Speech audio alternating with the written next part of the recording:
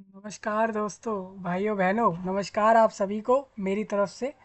और आप सभी लोगों का स्वागत कर रहा हूँ इस वीडियो के अंदर। जैसा आप अपने स्क्रीन पर देख पा रहे हैं, सरकारी जॉब फाइंड डॉट कॉम एक अच्छी वेबसाइट है। तरह तरह की जॉब्स अवेलेबल कराती है।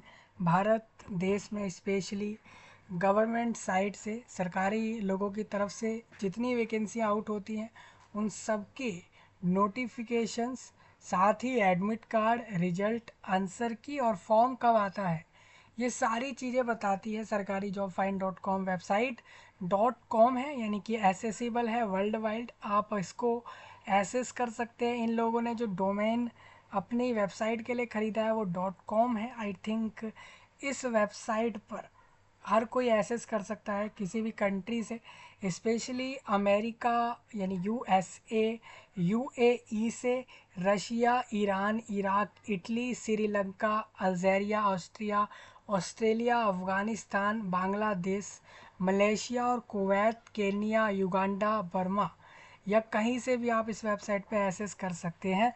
ये वेबसाइट मैं आपको सजेस्ट करता हूँ आपको जॉब सर्च करने के लिए गवर्नमेंट सेक्टर के अंदर। ये आपको अवेलेबल कराती है विद इन टाइम। मतलब जो भी नोटिफिकेशंस आते हैं, जो भी फॉर्म्स आते हैं, उस सब का एक्चुअल अपडेट देती है ये साइट। ठीक है, तो आपके लिए मैं यहाँ इस वीडियो में सेंट्रल रेलवे, इंडियन रेलवे के अंदर आरआरसी यानी रेलवे रिक्रूटमेंट सेल में सेंट्रल रेलवे के अंदर 2424 लोगों की वैकेंसी रिक्रूट हो रही है एज अप्रेंटाइज। अगर आप 10th पास क्वालिफिकेशन रखते हैं तो आप इन पोस्ट पर फॉर्म डाल सकते हैं।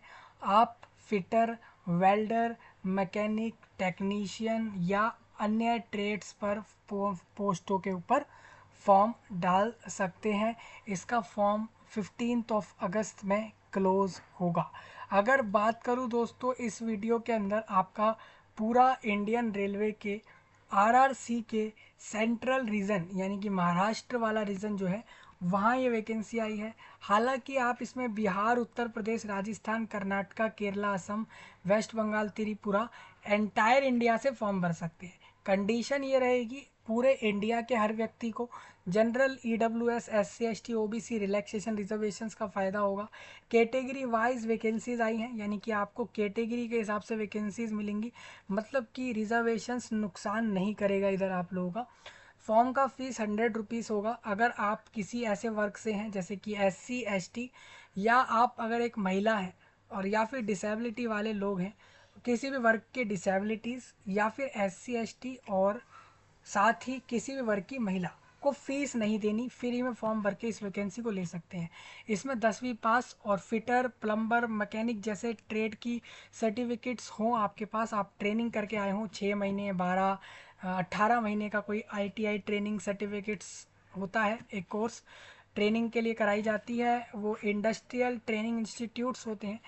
Industrial training institute ITI trade qualification certificates के कोर्स कराते हैं। ठीक है, तो आप अगर वहाँ जाके कोर्सेज करके आए हैं, अपनी ट्रेनिंग करके आए हैं अपने ट्रेड में, और साथ साथ 10वीं में 50% से ऊपर मार्क्स के साथ पास हैं, भारत देश के किसी भी स्टेट बोर्ड या सेंट्रल बोर्ड से पास आउट हैं, तो आप फॉर्म भरिए। भारत के नागरिक 10वीं पास 50% के साथ आईटीआई उस ट्रेड में, जिस ट्रेड का फॉर्म डाल रहे हैं। सपोज आप मैकेनिक पोस्ट लेना चाहते हैं तो मैकेनिक ट्रेड का certificate 10th pass with 50% above marks पूरे इंडिया के किसी बोर्ड से, और 15 से 24 के बीच की उम्र, 15 जुलाई वाले दिन यानी कल वाले दिन जो चला गया, इसके साथ साथ भारत के नागरिक, इतना अगर होता है तो आप फॉर्म डालिए।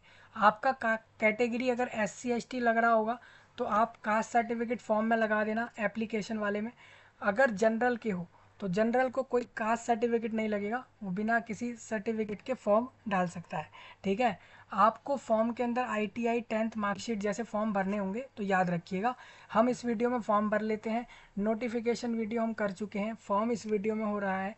और आप बने रहें, चैनल से जुड़ें, मतलब हमारे साथ इधर जुड़ें यूट्यूब के इस अलग से चैनल पर जो आपके लिए निकाला गया, जिसमें हम बहुत कुछ लाते हैं। सब्सक्राइब करें, लाइक करें, शेयर करें, कमेंट में नए टॉपिक ड्रॉप करें, और हमें ऐसे ही प्यार दें जैसा अभी तक आपके द्वारा चल रहा है।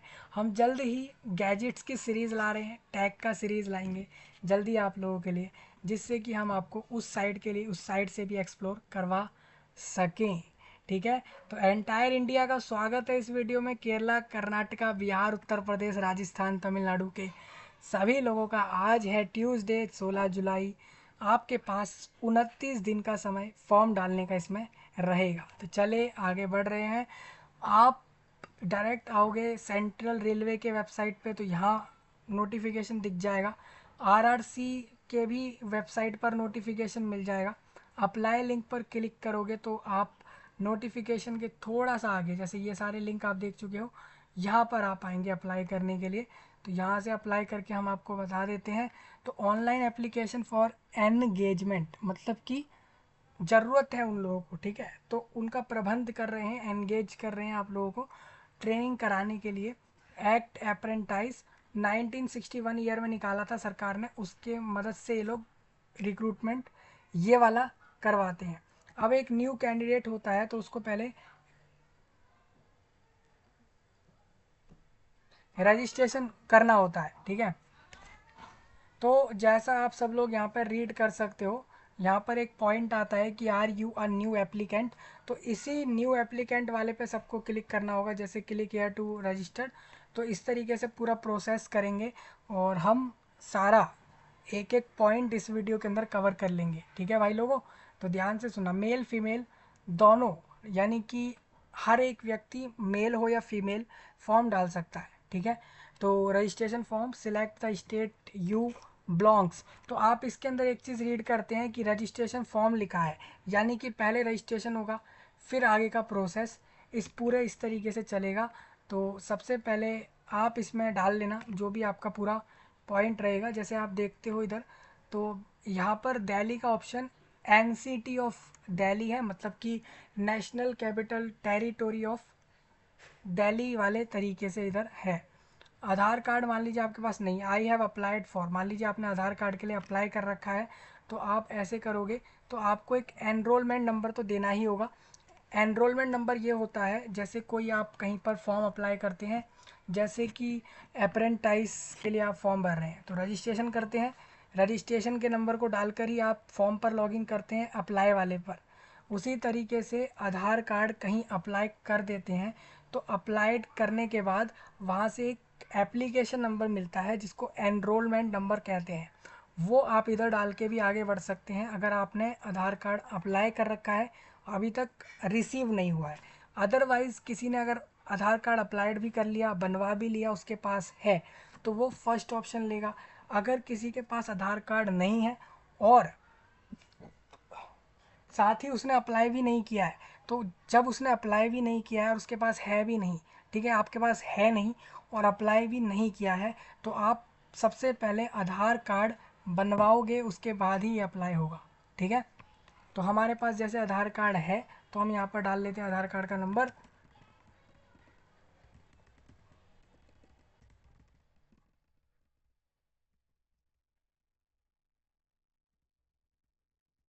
तो इस तरीके से हमने हमारे आधार कार्ड का नंबर इधर दे दिया है।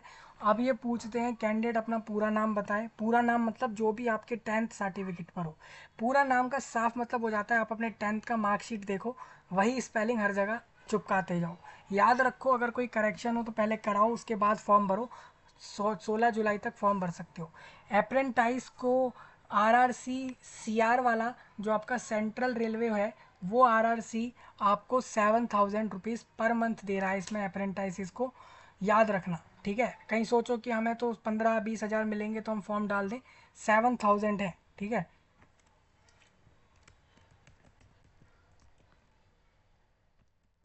तो किसी के नाम के आगे पीछे कुछ आता है तो वो ज़रूर इसमें मेंशन करना है। यहाँ पर लिखा भी है exactly mention in 10th certificate या मार्कशीट में जो स्पेलिंग है वही डलेगी। फादर का नाम या हस्बैंड का नाम भी वही डलेगा जो 10th मार्कशीट पर हो। ठीक है जी। आप जेंडर की बात कर लें तो आप मेल फीमेल फॉर्म भर सकते हैं। कोई ऐसा व्यक्ति होगा ज़रूर जो ट्रांसजेंडर होगा या थर्ड जेंडर होगा या अन्य जेंडर का होगा। आपको भी पता है मेल फीमेल ही नहीं बस दुनिया में है, बल्कि ट्रांसजेंडर और दूसरे जेंडर भी हैं। ठीक है, तो आप फॉर्म नहीं डाल सकते हैं, सिर्फ मेल फीमेल डालेंगे इधर। जैसे मेल कर देंगे तो कम्युनिटी में SC ST OBC और EWS का फॉर्म तो नहीं होता।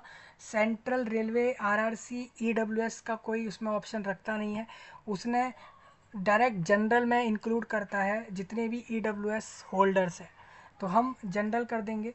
मेल ID ये हमने डाल दिया, नंबर हमारा आ गया। डेट ऑफ बर्थ में हम बता देते हैं, जैसे कि हम यहाँ पे सबसे पहले ईयर सिलेक्ट करेंगे पीछे बैक साइड में जाके, तो हम ईयर की तरफ आ गए और हमने ईयर में बता दिया 2004 के अप्रैल की 5 तारीख, यानी 5/4/4 का बर्थ। उसके हिसाब से आपकी उम्र 15 जुलाई 2024 को 20 साल होती है, यानी 15 और 24 साल के बीच में ये नंबर आता है, इसलिए मैं फॉर्म भर पा रहा हूँ। और are you physically handicapped, no है। अगर है मतलब फिजिकली मतलब शारीरिक तरीके से कोई अगर हैंडीकैप्ड है तो वो यस करे और हैंडीकैप्ड टाइप बताए, जैसे कि आप OH VH HH या MD में आ रहे हैं। ठीक है, मैंने नो कर दिया है। इसके बाद बोलते हैं कि क्या आप एक्स सर्विसमैन है।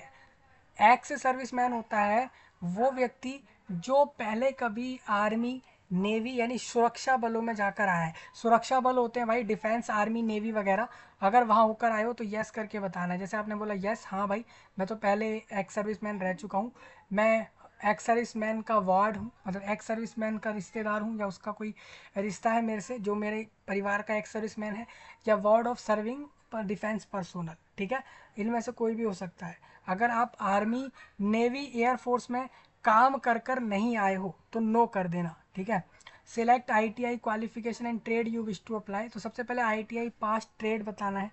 अब ऐसे लोग होंगे जिनके पास फिटर का क्वालिफिकेशन होगा, कुछ ऐसे लोग होंगे जिनके पास मशीनिस्ट, और कुछ ऐसे जिनके पास टर्नर जैसी क्वालिफिकेशंस होंगी। मैं आपको उस वाली पोस्ट का फॉर्म भर के बताता हूँ जिसकी वैकेंसीज मैक्सिमम आई हैं। सबसे पहले हमारे को पता है कि मुंबई क्लस्टर में सबसे ज़्यादा वैकेंसीज आई हैं, और अगर हम मुंबई क्लस्टर के अंदर सबसे ज़्यादा वैकेंसी देखते हैं तो हमें हमारे स्क्रीन पर साफ दिखता है कि सबसे ज़्यादा ज़रूरत रेलवे के अंदर अप्रेंटिसेस की ज़्यादातर फिटर की होती है। फिटर की वैकेंसीज हमेशा रेलवे वालों को ज़्यादा ज़रूरत होती है। आप देखिए इधर भी देख लीजिए, फिटर लिखा है। ठीक है, इसमें भी फिटर लिखा है, तो ये ज़्यादातर ये लोग फिटर को ही रिक्रूट करते हैं रेलवे में। ठीक है, तो इसीलिए मुंबई क्लस्टर में अगर मैं आपको बात बताऊं तो मुंबई क्लस्टर के अंदर आप खुद देखिए फिटर का वैकेंसी ही सबसे ज़्यादा है, ये सबसे ऊपर चमक रहा है। मटुंगा में 550 लोग चाहिए, मटुंगा वर्कशॉप पर, वहाँ पर आप देखोगे तो फिटर में 184 वैकेंसीज़ हैं। समझ रहे हो, तो जितने भी मुंबई क्लस्टर के यूनिट हैं सब में फिटर की एक ज़्यादा ज़रूरत होती है। इसी चक्कर से हम इस वाले वीडियो में फिटर का ही फॉर्म डालेंगे। ठीक है, और सबसे ज़्यादा वैकेंसी भी मुंबई क्लस्टर में आई है, तो मुंबई क्लस्टर का ही फॉर्म इस वीडियो में भरा जाएगा। ठीक है, तो ITI पास ट्रेड जैसे कि आप यहाँ पे बताते हो, मैंने बोला भाई मेरे पास फिटर का क्वालिफिकेशन है, मैंने 10th 62 मार्क्स से पास आउट करी है परसेंटेज से, और उसके बाद मैंने ITI ट्रेड सर्टिफिकेट लिया था 12 महीने का फिटर के अंदर। ठीक है, उसका ड्यूरेशन कुछ भी हो सकता है, 6 महीने, 12 महीने, 18 और 24 महीने भी हो सकता है।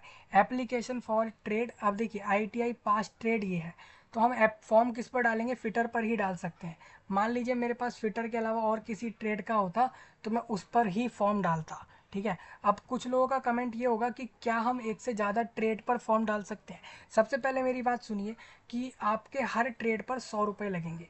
ठीक है भाई, आप एक क्लस्टर की सारी यूनिट पर फॉर्म डाल सकते हैं, ये आप जानते हो, है ना। आपने किसी एक क्लस्टर को चूज़ किया, उस एक क्लस्टर में आपने फिटर चूज़ कर लिया और उसके सारे यूनिट पर फॉर्म आप डाल सकते हो प्रेफरेंस देकर। ठीक है, लेकिन अगर आपके पास फिटर के अलावा वेल्डर या पेंटर या मशीनिस्ट का भी ITI सर्टिफिकेट है तो आप उसका अलग से फॉर्म डाल सकते हैं। कैसे डाल सकते हैं, आप सेम क्लस्टर पे सेम ही क्लस्टर लेना है, एक ही क्लस्टर पे आप अपने जितने मर्जी अपने ट्रेड की क्वालिफिकेशन के हिसाब से फॉर्म डाल सकते हैं। यानी क्लस्टर एक से ज़्यादा ना हो, यूनिट सारे ले सकते हैं और हम एक से ज़्यादा फॉर्म डाल सकते हैं। ठीक है, अगर हमारे पास आईटीआई की अलग से क्वालिफिकेशन सर्टिफिकेट है तभी। ठीक है, कहने का मतलब ये है, अगर आपके पास आईटीआई क्वालिफिकेशन एक से ज़्यादा ट्रेड पर हो तो डालिए, इंडिविजुअल फॉर्म करके डालिए, 100 रुपये लगा कर। ठीक है, नेक्स्ट कर लेते हैं। आप देखो यहाँ पर हमारा सब लिखा आ गया कि हम दिल्ली से बिलोंग कर रहे हैं, हमारा नाम ये है, मेल आईडी ये है, आधार नंबर ये है, pan card sorry mobile number ये है, और एज 20 साल 3 महीने है। तो सारी चीज़ें लिखी आ गई। अब मैंने बोला डिक्लेयर किया भाई, सब सही है, और रजिस्टर पे टिक कर दिया। ठीक है, रजिस्ट्रेशन हमारा सही से हो गया इधर। अब ये कह रहे हैं आपको लॉगिन करना है। ठीक है, तो हम करेंगे क्लिक हेयर टू लॉगिन पर टिक। लॉगिन करने के लिए एक रजिस्ट्रेशन आईडी और पासवर्ड आपको डालना है। ये दोनों रजिस्ट्रेशन आईडी और पासवर्ड आपको डायरेक्ट आपके मोबाइल नंबर पर एसएमएस के मदद से ये डायरेक्ट वहाँ रीच हो जाएंगे। अदरवाइज़ आप चाहो तो अपने जो मेल आईडी आप प्रोवाइड कर रहे हो, जो भी मेल आईडी आप फॉर्म में देते हैं, उस मेल आईडी से आप एक्सेस कर सकते हैं, और उस मेल आईडी पर आपको रजिस्ट्रेशन आईडी और पासवर्ड दोनों मिल गया है।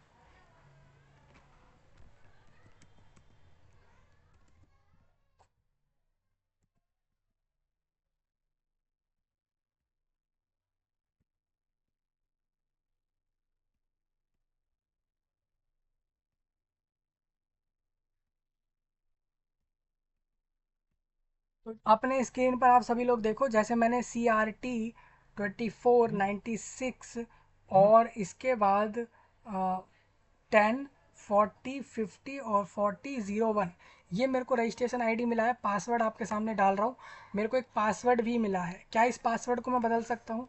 तो बिल्कुल, ये पासवर्ड मैं आगे चलकर बदल सकता हूँ। ठीक है,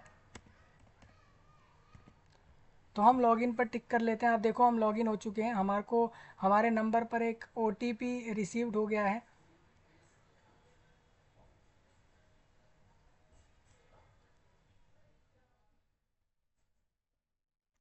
तो ये हमारा ओटीपी डाल रहा हूँ मैं आपके सामने।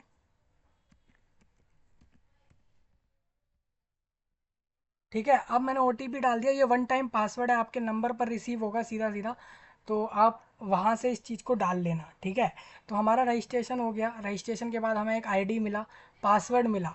आईडी हम सेम हमारे जीमेल से देख कर डाल देंगे, लेकिन हमारे को जो पासवर्ड डालना है, आईडी तो हम सेम उठा कर डाल देंगे। आईडी की मदद से हम रजिस्ट्रेशन आईडी तो उठाकर डाल देंगे देखकर मैसेज, पासवर्ड भी वहीं पर दिया है, उसको भी हमें देखकर डालना है। तो जैसे ही आपका रजिस्ट्रेशन हो जाए, आपको आपकी दी हुई मेल पर डायरेक्ट रिसीव होता है, एक तो आपका रजिस्ट्रेशन आईडी और एक पासवर्ड। रेलवे खुद देता है आपको पासवर्ड भी, वो रिसीव्ड होता है, वो सब आप डालिए। उसके बाद आप उसको वेरीफाई करिए, अपने मोबाइल नंबर पर आया हुआ वन टाइम पासवर्ड डालिए, उसके बाद उस पर क्लिक करिए वेरीफाई। उसके बाद आपको पासवर्ड चेंज करने का ऑप्शन मिल जाएगा। तो हम यहाँ से पासवर्ड बदल लेते हैं। अब ये पासवर्ड इसलिए बदला जा रहा है क्योंकि अभी जो पासवर्ड डाला है वो रेलवे ने दिया है, और अब जो पासवर्ड डलेगा वो मैं दूंगा अपनी खुद के लिए। तो इस चक्कर में आप खुद सबसे पहले रजिस्ट्रेशन के तुरंत बाद पासवर्ड को चेंज ज़रूर करना है। ठीक है, तो ओल्ड पासवर्ड, फिर न्यू पासवर्ड और पासवर्ड कंफर्म एंड अपडेट कर लेते हैं। ठीक है,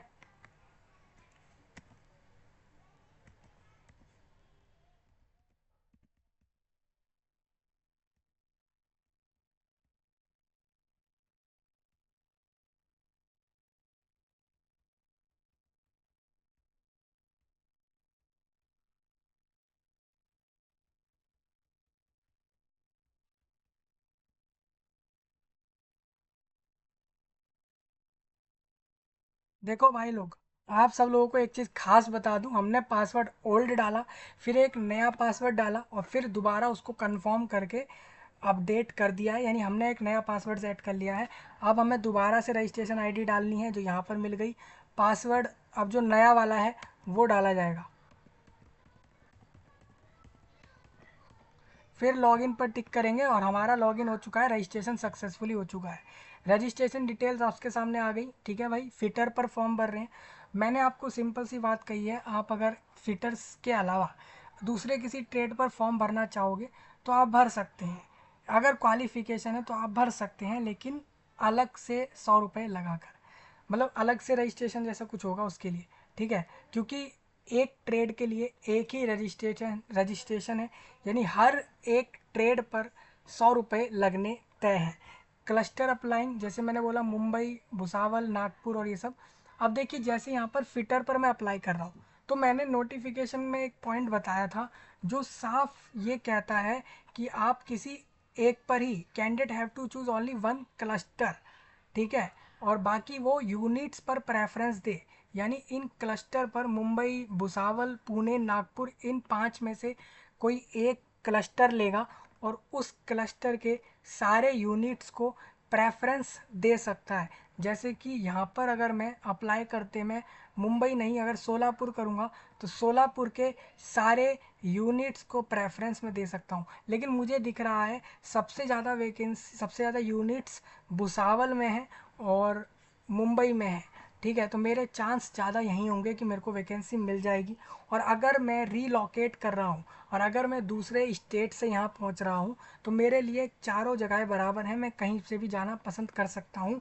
जहाँ वैकेंसी ज़्यादा हो वहाँ लेना मैं प्रेफर करूँगा, ठीक है। जैसा कि अगर आप एंटायर इंडिया में कहीं से फॉर्म डालते हो तो आप इन पांचों में से कोई सा भी क्लस्टर ले सकते हो, ठीक है। तो मुंबई ले लेते हैं, वो बेस्ट है। और select unit in order of preference हम कर देते हैं। सबसे पहले हमें किस किस को रखना है, देखिए select unit in order of preference, ठीक है भाई। तो हम इस तरीके से सिलेक्ट करेंगे, हमें दिखता है कि सबसे ज़्यादा वैकेंसी जो आई हैं वो हमने भी चेक किया था, तो हमें पता लगा था कि मटुंगा में ज़्यादा वैकेंसी आई हैं, है ना। तो हम मटुंगा को ऊपर रख रहे हैं, फिटर वाली मटुंगा की। और उसके बाद हम बाकी सारे यूनिट्स को लगाएंगे। तो देखो इस तरीके से रहेगा। अब मैं इसमें मटुंगा रख रहा हूँ सबसे पहले 1 पर, फिर 2, देखिए 1 इसको रख के ऐसे किया और यहाँ पर हमने ऐसे कर दिया। 1 मिनट रुक जाइए।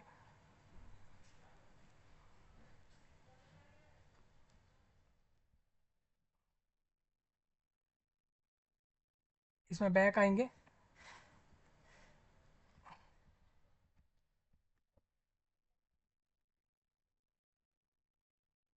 Select unit in order of preference मैं आपको दिखाता हूँ कैसे होता है इसमें।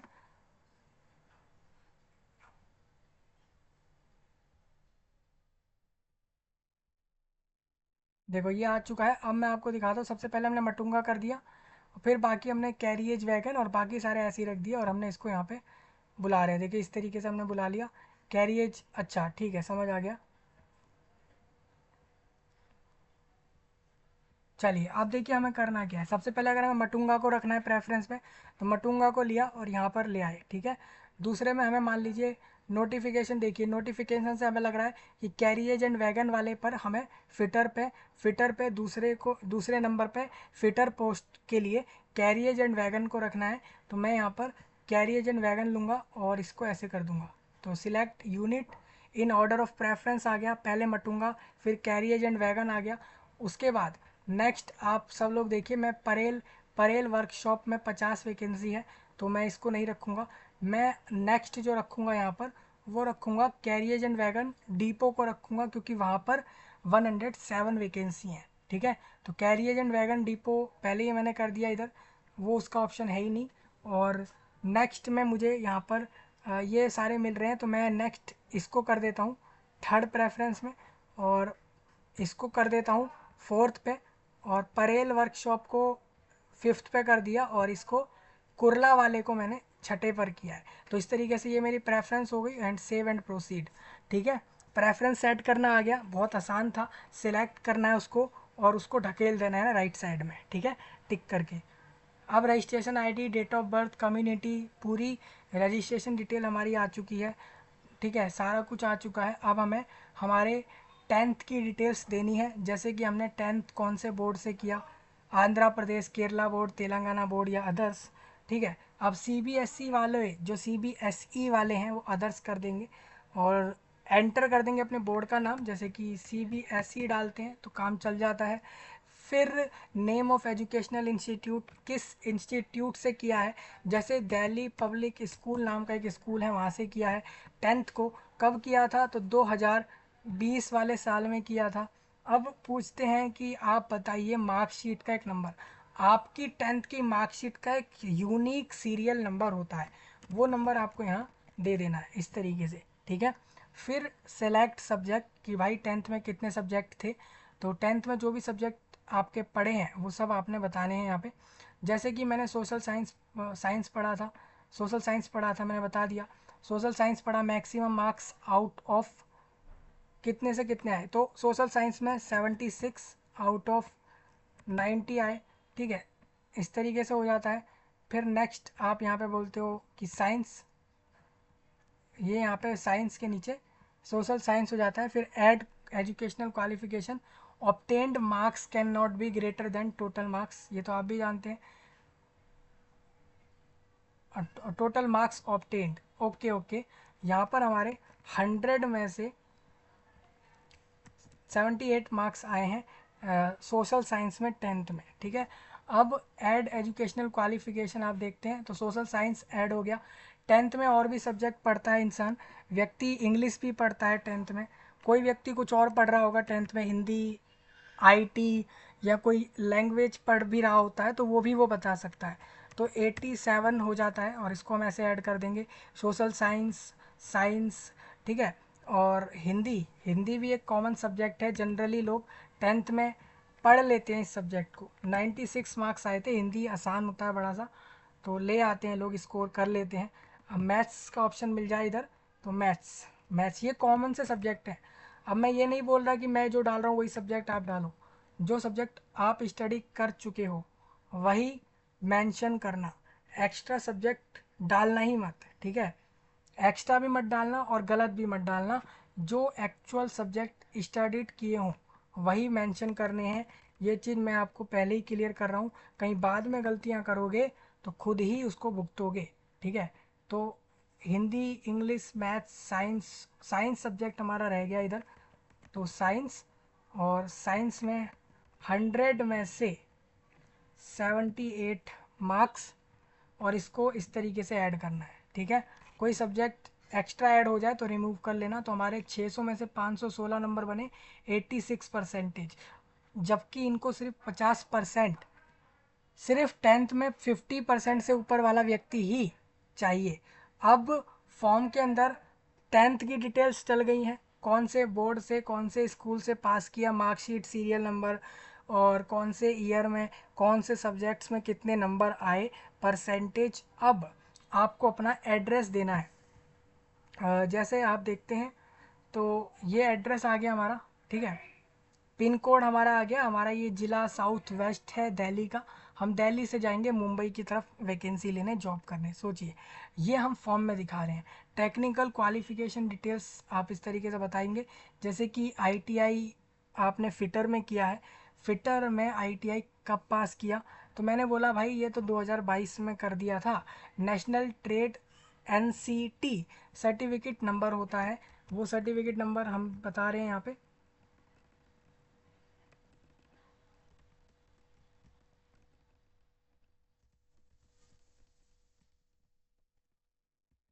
तो ये उस सर्टिफिकेट का नंबर है। सर्टिफिकेट इशू करने वाली authority, enter certificate issuing authority, तो मेरे को इशू करा जिसने सर्टिफिकेट, उसका नाम है एनसीवीटी ने। किसी ने एससीवीटी ने करा हो तो उसका बता सकता है। ठीक है, मैक्सिमम मार्क्स कितने आए आपके आईटीआई वाले में, तो टोटल मुझे 400 में से मिले थे। 400 में से दोस्तों मैं आपको बता दूं 356 नंबर मेरे आईटीआई ट्रेड सर्टिफिकेट कोर्स में आए। ठीक है, सेव एंड प्रोसीड कर देते हैं, हमारा प्रोसेस बहुत स्मूथ चल रहा है। अब हम फ़ोटो और सिग्नेचर को भी अपलोड करेंगे। जैसे हम फ़ोटो पे जाते हैं, ठीक है, please select a file to upload. ठीक है, तो अब हम पहले सिलेक्ट करते हैं फ़ोटो के लिए। हम, सिंपल सी बात है, हम डाउनलोड सेक्शन में ही आएंगे और हम यहाँ पर डालते हैं देखिए ये डोनाल्ड ट्रंप का फ़ोटो हमने यहाँ डाल दिया है। सेम हम साइन के लिए भी,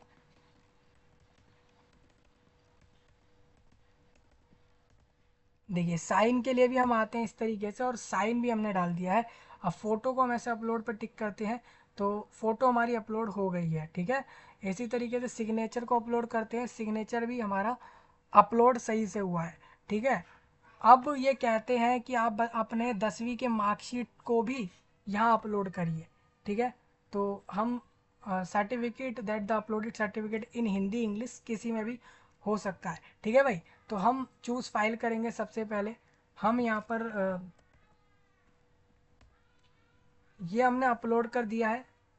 please make sure your file is in PDF format, और 100 KB से कम रखने को कह रहे हैं ये, ठीक है।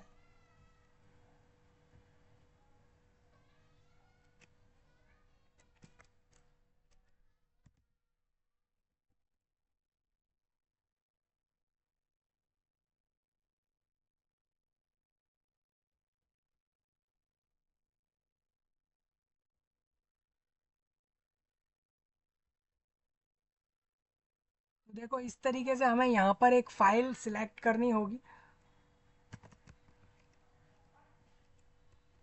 इस तरीके से हमने ये ले लिया और अपलोड कर दिया है।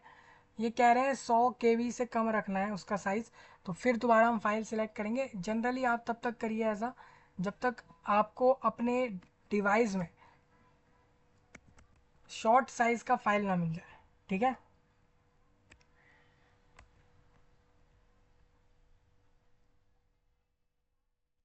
1 मिनट, कह रहे हैं 100 KB से कम रखना है, पीडीएफ हो और 100 KB से कम हो, और 10th का मार्कशीट हो, ठीक है।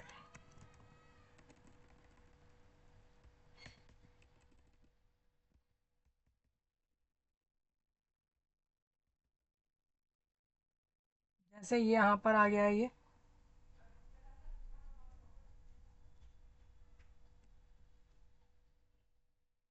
इनके साइज़ मुझे रीड करने पड़ रहे हैं बिकॉज ऑफ कि हमें अपलोड करना है, इस वजह से हमें यहाँ पर ये सब करना पड़ रहा है।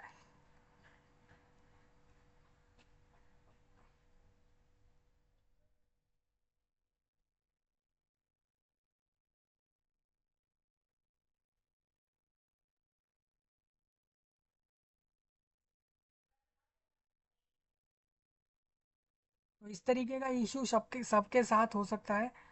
देखो मैं जो पहले फ़ाइल अपलोड कर रहा था वो थोड़ी सी बड़ी थी, तो इस वजह से वो अपलोड भी नहीं हुई।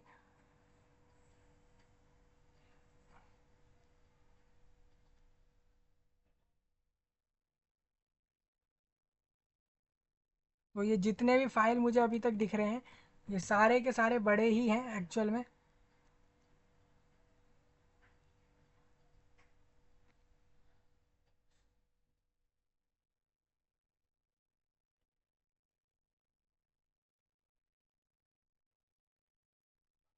देखिए ये वाला साइज़ भी बड़ा है।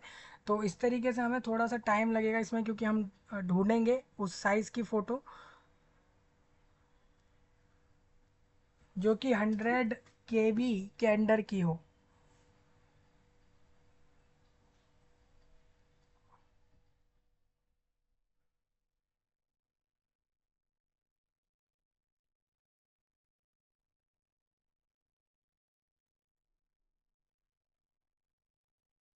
देखो यहाँ पर हमें एक फ़ाइल मिली है, सेम वही जितनी हमें चाहिए।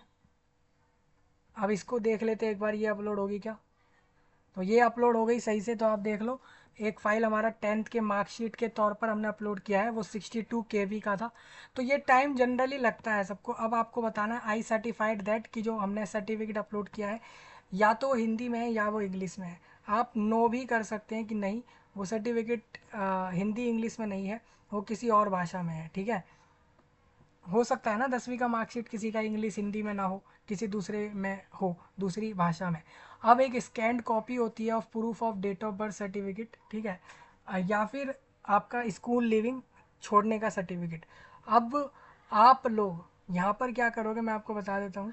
यहाँ पर आप लोग अपने डेट ऑफ बर्थ के प्रूफ के तौर पर एक सर्टिफिकेट यहाँ भी दोगे, ठीक है। Date of birth of 10th के सर्टिफिकेट मार्कशीट से भी प्रूफ कर सकते हैं अपने डेट ऑफ बर्थ को कि एक्चुअल में आपका डेट ऑफ बर्थ क्या है। ठीक है,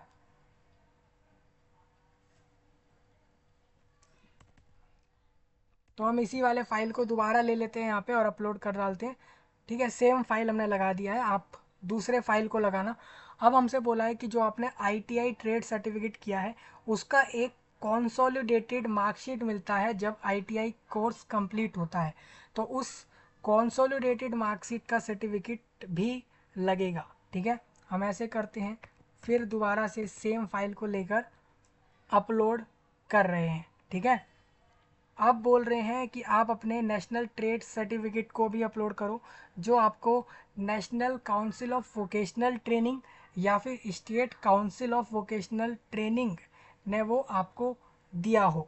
ठीक है भाई, सेम ट्रेड सर्टिफिकेट मिलता है ना, एक कंसोलिडेटेड मार्कशीट होता है आईटीआई का, इसके साथ साथ आईटीआई सर्टिफिकेट भी देता है, तो वो सर्टिफिकेट यहाँ अपलोड होगा और उसके बाद अपलोड पर टिक सबको करना है और इसके बाद सेव एंड प्रोसीड करना है।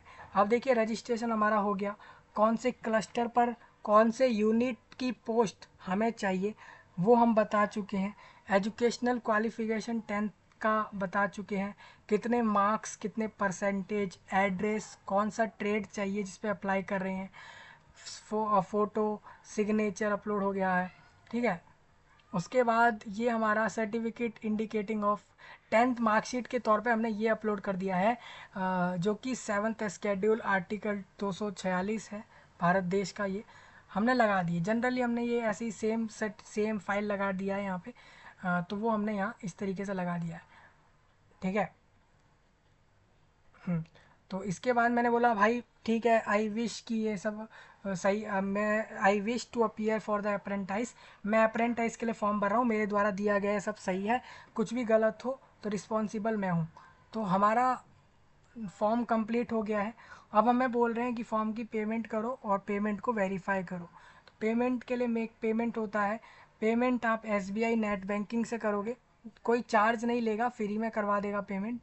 अदर नेट बैंकिंग 18 रुपये ले लेगा और कार्ड से पेमेंट करने पर भी कोई पैसा नहीं लगता है, लेकिन क्रेडिट कार्ड से पेमेंट पर 13 रुपये क्रेडिट कार्ड कंपनियां चार्ज कर लेंगी सीधा सीधा सर्विस देने के लिए। तो हम तो एसबीआई नेट बैंकिंग को यूज़ कर रहे हैं। यहाँ पर हम आएंगे तो हम इसके अंदर यूज़र आईडी पासवर्ड डालकर पेमेंट कर सकते हैं, चाहे तो कॉरपोरेट बैंकिंग या योनो बिजनेस से भी पेमेंट कर सकते हैं। तो आपका पेमेंट जैसे ही हो जाए, पेमेंट होने के तुरंत बाद पेमेंट को वेरीफाई करो, वेरीफाई करते ही तुरंत अपने फॉर्म को जमा होते ही अपने फॉर्म का प्रिंट करके अपने पास रखो। किसी का कोई डाउट हो बताए, यही था फॉर्म अप्लाई करने का प्रोसेस। सब्सक्राइब लाइक शेयर करिए, कमेंट में नए टॉपिक बताइए और मिलूँगा आपसे, तब तक के लिए आप सबका धन्यवाद।